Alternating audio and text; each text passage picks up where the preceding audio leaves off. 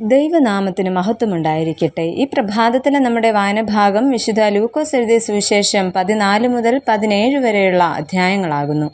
ഇന്നത്തെ ചിന്തയ്ക്കായി അപ്പോസ്തല പ്രവൃത്തികൾ 9-ാം അധ്യായം 36-ാം വാക്യം.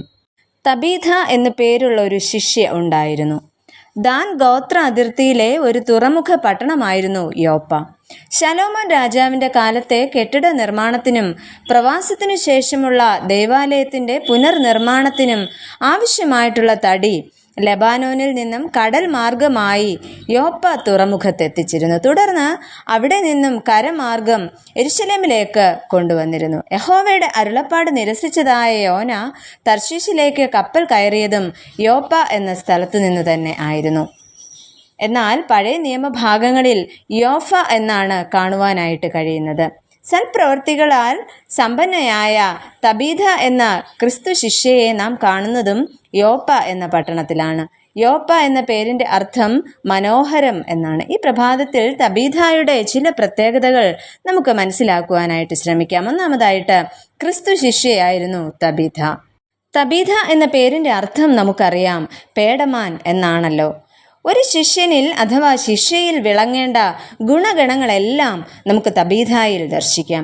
നന്മയുടെ അംശങ്ങൾ കുറയുന്ന ഈ ലോകത്തിൽ നന്മ എന്ന വാക്ക് അഥവാ നന്മ എന്ന ദൈവഭാവം വെളിപ്പെടുത്തുന്ന വ്യക്തിത്വമാണ് തബീഥയുടേത്. ഒരുവൻ താൻ ജീവിക്കുന്ന സമൂഹത്തിൽ നന്മ ചെയ്യുമ്പോൾ ആ നന്മയുടെ ഫലം ആ വ്യക്തിയും അനുഭവിക്കുന്നു. തബീഥ എന്ന ശിഷ്യയുടെ ഏറ്റവും വലിയ ഗുണവിശേഷം സൽപ്രവൃത്തികളും ധർമ്മങ്ങളുമായിരുന്നു. മാത്രമല്ല, തബീഥ ഉദാരശീലയായ ഒരു സമ്പന്നയായിരുന്നു.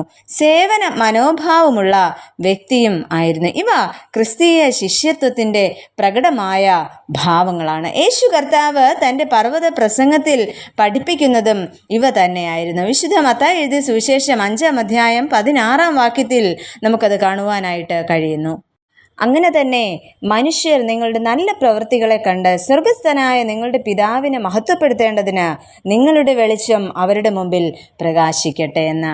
യേശു കർത്താവിൻ്റെ ഈ പഠിപ്പിക്കലുകൾ അക്ഷരാർത്ഥത്തിൽ അനുസരിച്ച അല്ലെങ്കിൽ മാതൃക കാണിച്ച ശിഷ്യ തന്നെയായിരുന്നു തബീഥ. രണ്ടാമതായിട്ട്, ജീവിതം കൊണ്ടും മരണം കൊണ്ടും ദൈവപ്രവൃത്തി വെളിവാക്കിയ തബീഥ.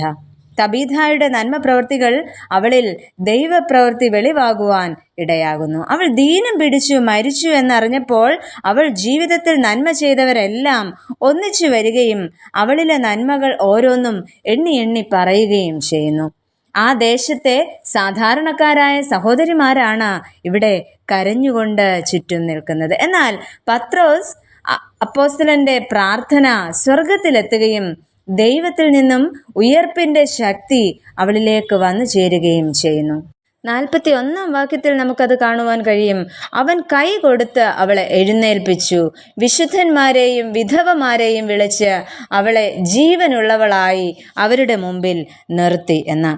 യോപ്പയിലെ ജനങ്ങൾ തബീഥയുടെ മരണത്തിലും അതിലുപരി പുതുജീവനിലൂടെയും കർത്താവിൽ വിശ്വസിപ്പാൻ കാരണമായി തീർന്നു. അങ്ങനെ തബീഥ തൻ്റെ ജീവിതം കൊണ്ടും മരണം കൊണ്ടും ദൈവപ്രവൃത്തി വെളിവാക്കുകയാണ് ചെയ്യുന്നത്. ഇതാണ് ദൈവപ്രസാദം ലഭിച്ച ജീവിത അനുഭവം. പ്രിയമുള്ളവരെ, ക്രിസ്തു ശിഷ്യരാകുന്ന നാം പ്രധാനമായും ഓർത്തിരിക്കേണ്ട ഒരു കാര്യം എബ്രായ ലേഖനകർത്താവ് ഇന്ന് നമ്മെ പഠിപ്പിക്കുന്നു.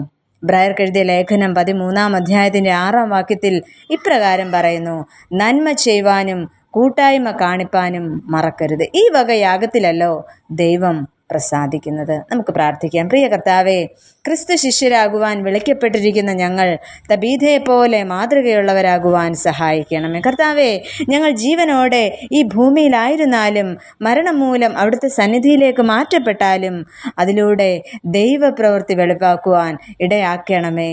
ആമേൻ.